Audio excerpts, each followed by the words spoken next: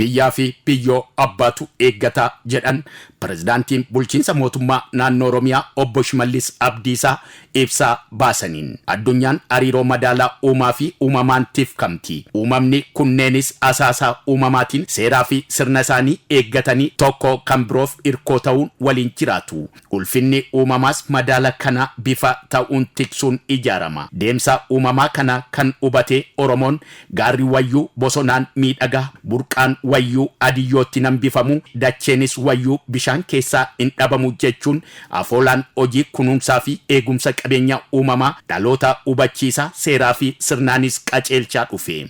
Safuu fi safeeffannaa uumamaa tiksuuf qabuunis seera tumee lallabuun ida'ame waliin akka jiraatu duudhaa keenya ganamaatu nu barsiise.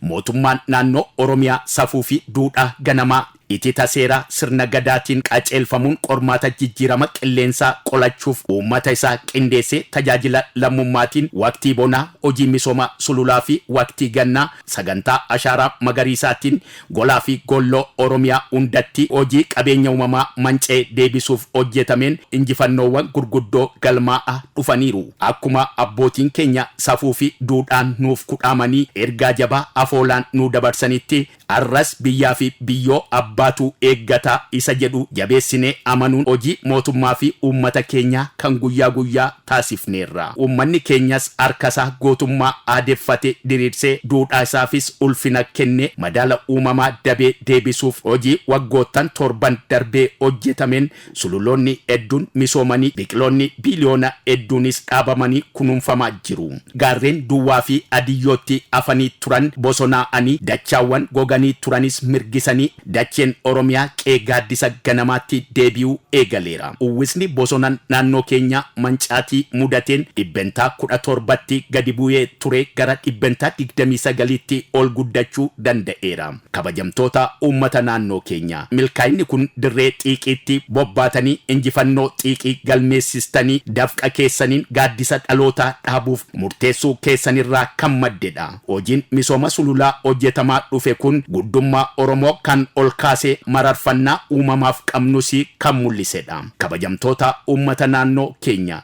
qabeenyi uumamaa hojii al tokko hojjechuun yeroo biraa dhaabbatu miti. Itti fufiinsaan hojjechuun madaala uumamaa tiksuu kan gaafatu jiru ilma namaa yeroo maraati. Akka Oromoottis dhugaa kana bira kan darbee aadaa abbootii keenyarraa dhaallee dhaloota dhaalchisuuf hojjennu hojmanee keenya safuun masakne itti fufiinsaan imaluudha. Bara 2018 kanattis mootummaan naannoo Oromiyaa ergama guddaa qabate kana milkeessuuf hojii misooma sululaa fi eegumsa qabeenya uumamaa dhaadannoo misoomsuu kunuunsuu fi eeguu ol ka'iinsa biyyaaf jedhuun guyyoota 60 geggeeffamu amajjii 5 bara 2018 gola Oromiyaa hundatti ni eegalchiifama. Hojichi tajaajila lammummaatiin kan hojjetamu yoo ta'u kutaalee hawaasa garagaraa miliyoona 9.8 oltu irratti hirmaata. Hojii misooma sululaa waqtii bonaa hojjetamu kanaan sululoota 6,386 keessatti lafa hektaara miliyoona 3.1 ol irratti hojii eegumsa biyyee fi bishaanii hojjechuuf kan karoorfame yoo ta'u sululoota 5,930 GPS'n adda baasuun danda'ameera. Milkaa'ina misooma sululaa waqtii bonaa hojjetamu sadarkaa ol aanaatti ceesisuuf sagantaa ashaaraa magariisaan biqiltuu gosa garagaraa biliyoona 5.4 qopheessuuf karoorfame hojjetamaa jira. Mootummaan naannoo Oromiyaa hojii kunuunsaa fi eegumsa qabeenya uumamaaf xiyyeeffannoo addaa kennee gaaddisa egeree har'a dhaabuuf kutannoon hojjechaa jira. Galmi keenya madaala uumamaa tiksuun dinagdee magariisaa milkeessuudha. Uummata keenya waliin qindoofnee ni hojjennaa ni milkeessinas. Amajjii 5 bara 2018 hunduu harka isaa misooma sululaaf